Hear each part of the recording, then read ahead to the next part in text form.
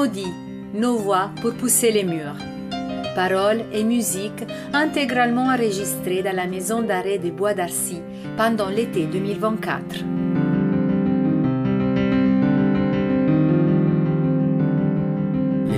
Les personnes y croient que c'est le fait d'être enfermé qui est dur. Pour ma part, non.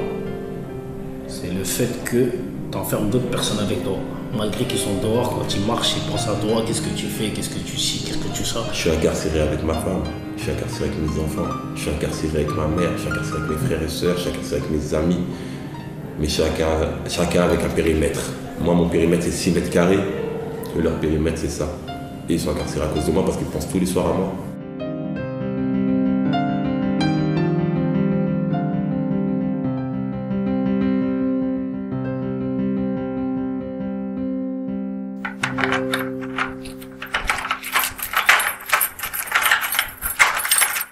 Deuxième partie. Apparaître.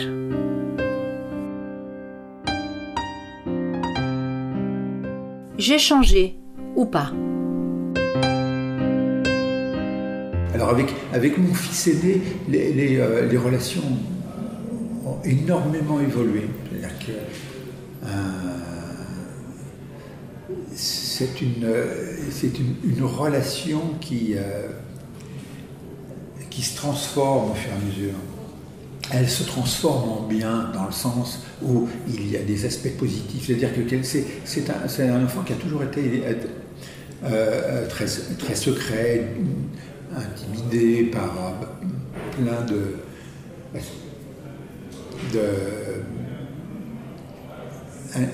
un enfant qui a toujours été bougon, assez peu ouvert, et avec ce fils qui a maintenant 45 ans, je retrouve chez mon fils de 45 ans enfin des traits lorsqu'il était enfant. Et le plaisir de retrouver ces émotions-là, ces traits-là, cette vivacité, la façon dont il se lâche. Alors que pendant ces dernières années, à partir du moment où il est devenu père, il est devenu quelqu'un qui voulait montrer l'exemple par tous les moyens. Ça rigole pas, et les relations étaient beaucoup plus difficiles, beaucoup plus tendues, avec une impossibilité, par exemple, de vouloir parler de lui devant sa fille parce qu'il voulait pas donner une image autre que celle qu'il se façonnait à ce moment-là. Alors ça devenait difficile. J'ai changé. Et j'ai changé. Quand je suis arrivé ici, je me suis dit que je dois changer de toute façon. Parce que quand on arrive ici, il y a des raisons. Il y a des raisons. Il y a des attentes de soi-même. Et la justice sociale a des attentes de nous. On doit remplir des obligations, on a des comptes à rendre. Donc je me suis dit, je dois changer. Et oui, aujourd'hui, j'ai changé. Parce que j'ai fait l'effort de changer sur moi-même. Je me suis adapté aux règles de détention. Je me suis plié aux règles. Parfois, j'ai pris sur moi-même quand c'était injuste. Plein de choses qui font que, avec les détenus, on parle souvent des surveillants, mais même entre détenus, des cellules où vous n'entendez pas, où il n'y a pas le savoir-vivre, mais vous prenez sur vous. Et ça m'a changé, ça. Ça m'a changé. Et j'ai changé beaucoup de choses par rapport à l'extérieur. On ne m'avait jamais privé de liberté comme ça. On ne m'avait jamais privé de voir mes enfants, on ne m'avait jamais privé de voir ma femme, on ne m'avait jamais privé de me lever à l'heure que je voulais, dormir à l'heure que je voulais. Donc je me dis, en fait, c'est comme s'il manquait ça dans le puzzle pour que je puisse me dire, ça y est, ma vie, je vais la vivre comme un homme responsable, comme un citoyen responsable. Mon père, en tout cas, avant d'être en détention, il ne m'a jamais dit je t'aime, verbalement. Et c'est vrai que la relation était très compliquée. Moi, j'étais un peu en colère contre mon père parce que voilà, il a fait des choses, dit des choses par le passé qui pour moi n'étaient pas correctes ou du fait de son absence par exemple, dans l'éducation. Et c'est vrai que j'ai nourri une rancœur vraiment profonde par rapport à lui. Et donc,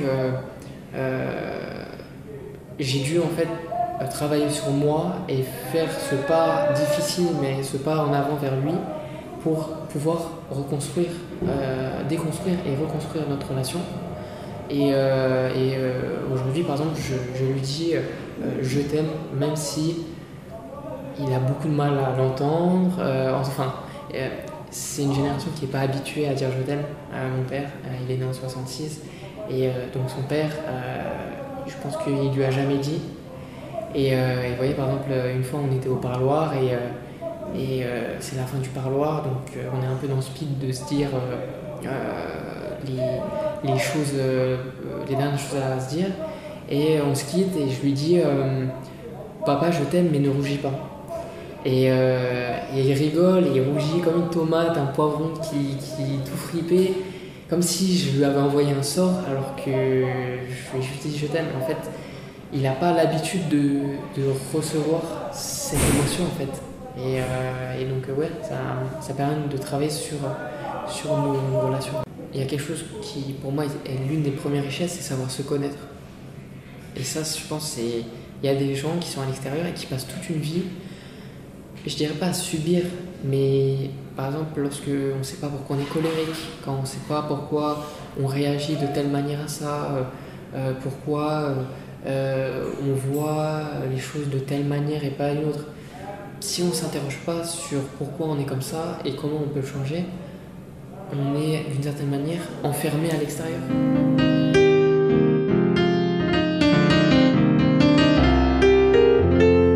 Je cache ou je ne cache pas.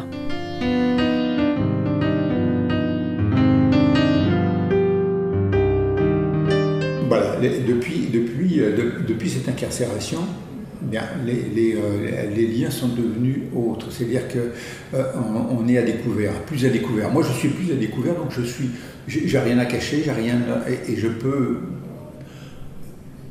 en fait, d'une manière assez souple, aborder des questions qui pourraient sembler tout à fait naturelles, quoi, qui sont naturelles. D'ailleurs, on n'a pas besoin de se cacher, on n'a pas besoin de dissimuler. Je suis dévoilé. Ma mère et mon père, je leur cache rien. Ils savent tout de moi. Et elle arrive à trouver les mots. Mes frères aussi, mes frères et sœurs, ils arrivent à trouver les mots. Rien à voir avec ma femme et mes enfants. C'est comme on dit, quand il y a qui autour de nous, la maman et la famille. C'est tout et les frères et sœurs.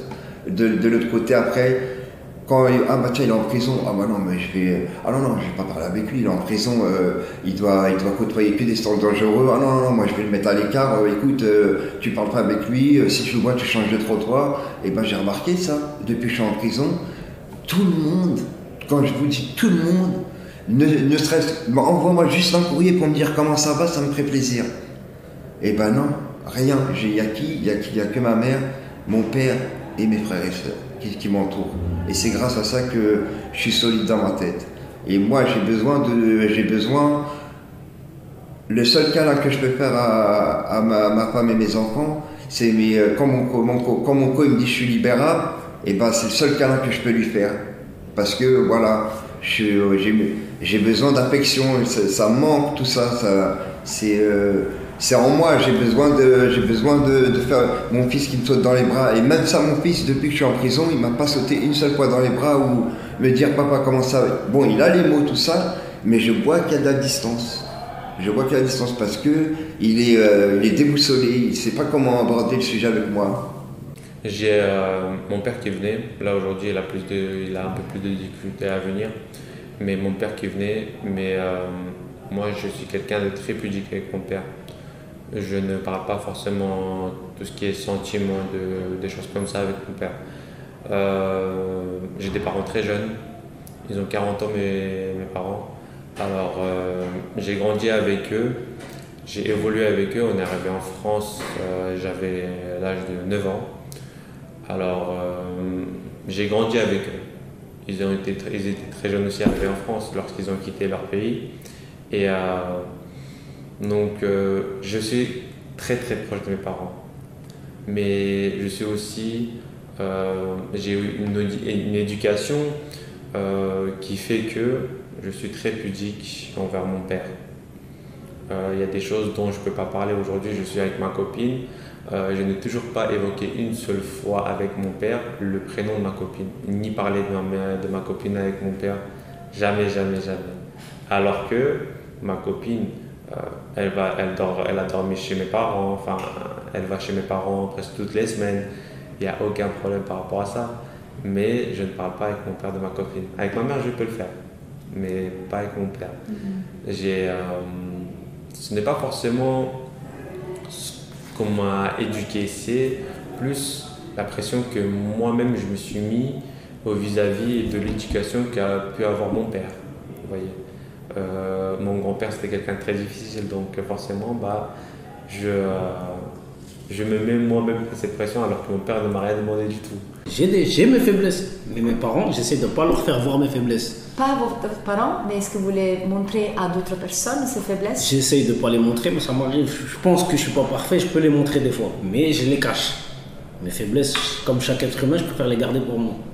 Quand on est un chef de famille, on se doit de cacher les faiblesses parce que le foyer retient sur nos épaules. Non, en vrai, moi c'est l'éducation que j'ai eue. Le chef,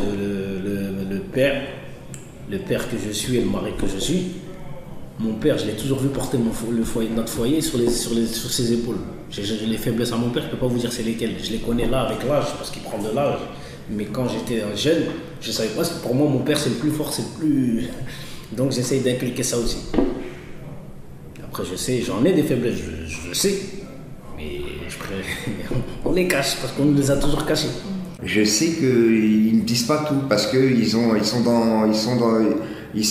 l'impression qu'ils sont en prison avec moi et ils n'arrivent pas à trouver les mots. Et moi de même, parce que moi je voudrais bien que les gens qu'ils soient accompagnés pour les aider à parler, pour les aider à pour faire en sorte que tout se passe bien dans le sein de la prison. Il y avait une période où je pleurais tous les soirs. Je pensais à ma femme et mes enfants. Ça je leur disais pas que je pleurais parce que j'ai pas envie de les anéantir. Si moi je baisse les bras, et ben comment je vais retrouver ma vie de couple? Ça veut dire qu'il faut qu'au moins un pilier, il y a quelqu'un qui tient debout. Et à chaque fois que je suis au parloir, je lui fais montrer que t'inquiète pas, tout va rentrer dans l'ordre, etc., etc. Oui, le voisin il me côtoie plus, l'autre voisin il me côtoie plus. Vous pouvez pas savoir, madame, comment c'est frustrant quand on entend ce genre de choses-là. On peut rien faire, on peut écouter, c'est tout. Ces 2 ans m'ont permis de faire face à moi-même, de comprendre en fait ce que c'était qu'un homme. Vous voyez, un homme, il peut avoir des sentiments, il peut avoir de la peine, il peut avoir... un homme, il peut pleurer, enfin, vous voyez, tout ça, je l'ai appris je l'ai appris aussi avec ma petite amie, je l'ai appris en étant face à moi-même et donc aujourd'hui, je n'ai pas de mal à dire aux autres que avoir de la peine, ce n'est pas ne pas être un homme, vous voyez. Et ça ne sert à rien de faire quelqu'un de très dur. Cette façade-là, à un moment donné, elle tombe, mais donc voilà, je n'ai pas de difficulté avec ça.